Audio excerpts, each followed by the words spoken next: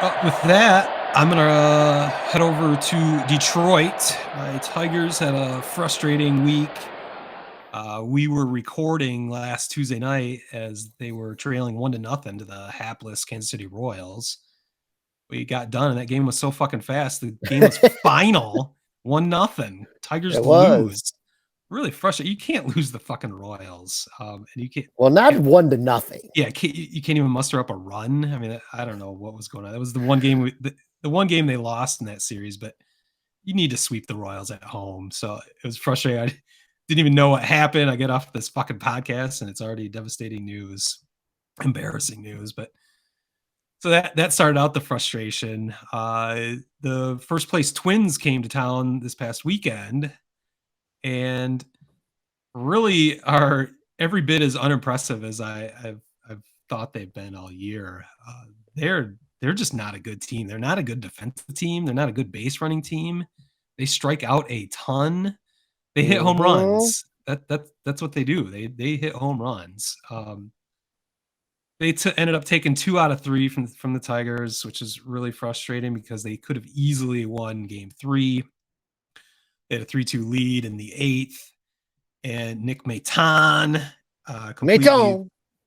completely botched a play at third base and ended up Tigers ended up losing 6-3. Just it would have been a really momentum building series win over a first place team.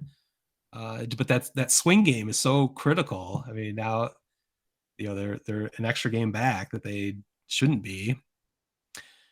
The of course the Tigers subsequently released Nick Maton, or not released. They actually optioned him down to Toledo. So it was within minutes of the end of the game, which I found kind of funny, a little bit cruel, but he deserved to be sent down. I mean, he's got a negative 1.2 WAR. That was his 7th error already this year.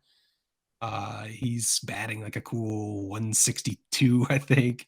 OPS plus around 60. I mean, it was a disaster, and he needed to be sent down a while ago.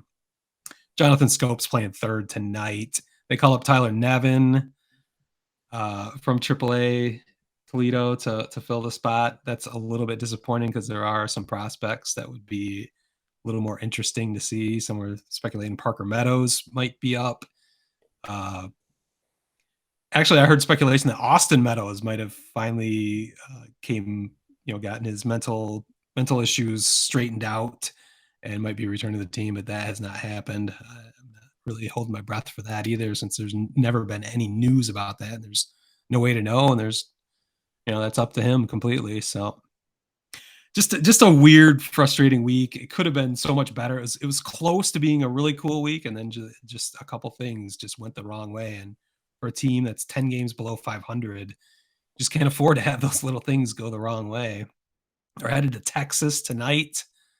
That Ugh. that looks like it could be a total disaster. That game actually is just starting right now as it's 8 o'clock here. I'm a little nervous to tune into that after this show, as the Rangers just rake. I think they were averaging like more than 6 runs a game for a while. They might be above that now. So yeah, uh, it was not that I was thinking the Tigers are going to make a move or anything in the division, but they were only 3.5 back behind the Twins. They still lead the series against the Twins, 4-3.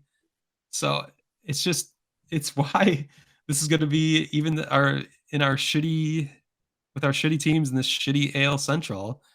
It's still going to be interesting because we're all in the race. We're going to continue to be in the race because Minnesota is just not that much better than anyone else, except for maybe the Royals. So I guess that's a positive. We're still tantalizingly close to leading this shitty division.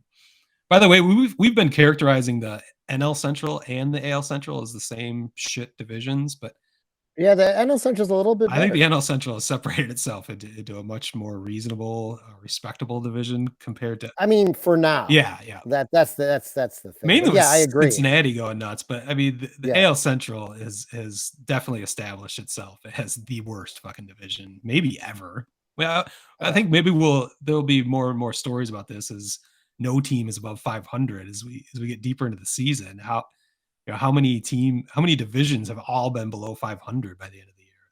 might be the most It's interesting thing to watch in the AL Central going forward. well, it would be the first time it ever happened that the entire division was Is it below would it be the 500. first? Yeah, Okay. yeah, no one's ever won a division Below 500. below Okay. 500. Well, The worst team was I thought did I not cover this? The Padres won their division in 2005, the NL West they won in 2005 by like being 2 games over 500, but then after they got out of the playoffs, they finished the year under 500. oh So they're yeah. the only team to ever be in the playoffs and have an under 500 record post playoffs. So Well, we could make history with this division this I mean, year. I'm looking forward to tracking that the rest of the season as much as anything. Just to see how inept this division can be and how we can all stay in it till the end. That's all we can live for these days.